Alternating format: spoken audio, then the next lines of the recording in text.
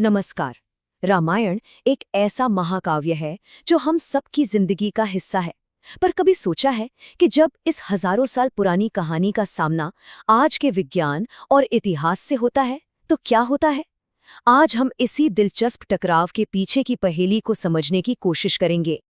चलिए सीधे उस सवाल पर आते हैं जो सबको उलझा देता है। विज्ञान कहता है कि इंसानों ने सोने का इस्तेमाल मतलब माइनिंग करके उससे चीजें बनाना लगभग 7,000 साल पहले शुरू किया।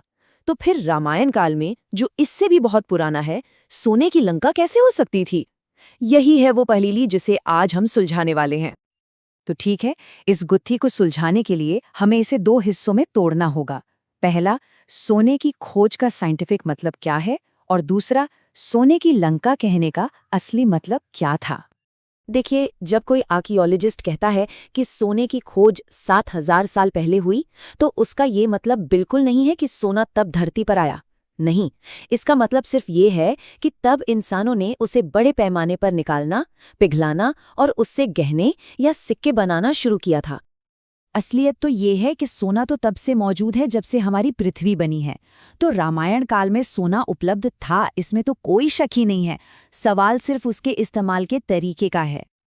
और यहीं पर कहानी का सबसे दिलचस्प मोड़ आता है। सोने की लंका एक उपाधि थी, एक सिंबल था।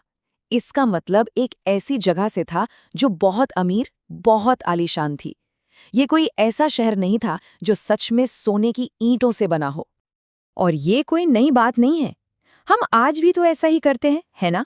जैसे भारत को सोने की चिड़िया कहा जाता था, या हैदराबाद को मोतियों का शहर कहते हैं, और दुबई को सिटी ऑफ गोल्ड। ये नाम उनकी अमीरी और खासियत को दिखाते हैं। ये नहीं बताते कि वहाँ की हर चीज सोने या मोती की बनी है। तो इससे एक बात तो साफ हो जाती है। पुराने ग्रंथों को समझने के लिए हमें शब्दों के पीछे छिपे मतलब और उस जमाने के कॉन्टेक्स्ट को भी समझना पड़ता है।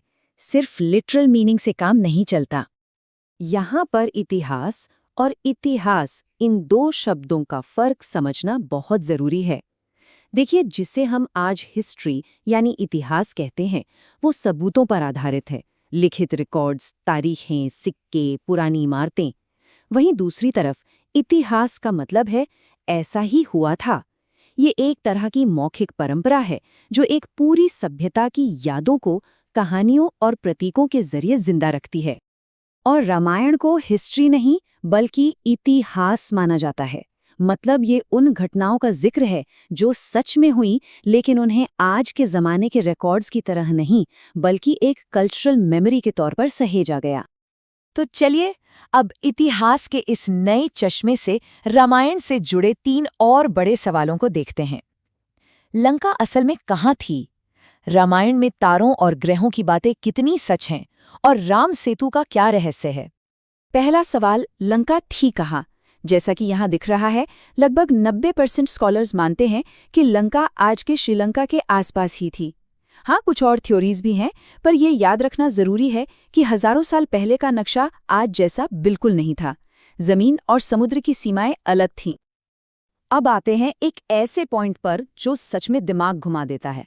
वाल्मीकि रामायण में ग्रहों और नक्षत्रों की स्थिति के बारे में जो लिखा गया है, वो हैरान करने वाला हद तक सटीक है।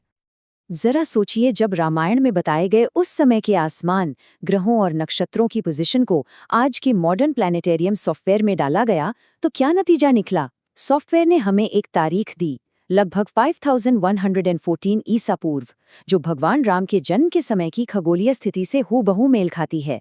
इतनी प्रिसिजन सिर्फ कल्पना तो नहीं हो सकती, है ना? और ये बात इस कोट में कितनी अच्छी तरह से समझाई गई है कि वाल्मीकि जी ने ब्रह्मांड का जिक्र सिर्फ कहानी को सुंदर बनाने के लिए नहीं किया, बल्कि एक असल घटना को दर्ज करने के लिए किया था।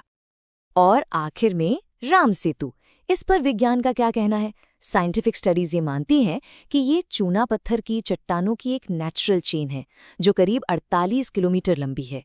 लेकिन पत्थरों का अरेंजमेंट देखकर ऐसा लगता है कि इसे इंसानों ने अपनी जरूरत के हिसाब से बदला था, ताकि इसे पार किया जा सके। ठीक वैसे ही जैसे प्रकृति एक पहाड़ बनाती है और इंसान उस पर एक किला बना लेता है। तो इतनी सारी बातें जानने के बाद हम किस नतीजे पर पहुंचते हैं? चलिए, अब इन सभी टुकड़ों को एक साथ जोड़ते हैं और देखते हैं कि पूरी तस्वीर क्या बनती है। तो एक लाइन में कहें तो लंका का इलाका श्रीलंका के पास था, लेकिन तब का भूगोल अलग था। खगोलीय जानकारी अनमोल है और राम सेतु एक कुदरती बनावट है जिस पर इंसानी काम के निशान भी दिखते हैं। इसका मतलब साफ है, रामायण न तो 100% शब्दशः इतिहास है और न ही 100% कोरी कल्पना। सच इन दोनों के बीच में कहीं है। ये असल में एक सभ्यता की स्मृति है, एक ऐसा कॉम्प्लेक्स मिक्सचर जिसमें भूगोल भी है, इतिहास भी, आध्यात्म भी है और गहरे सांकेतिक अर्थ भी हैं।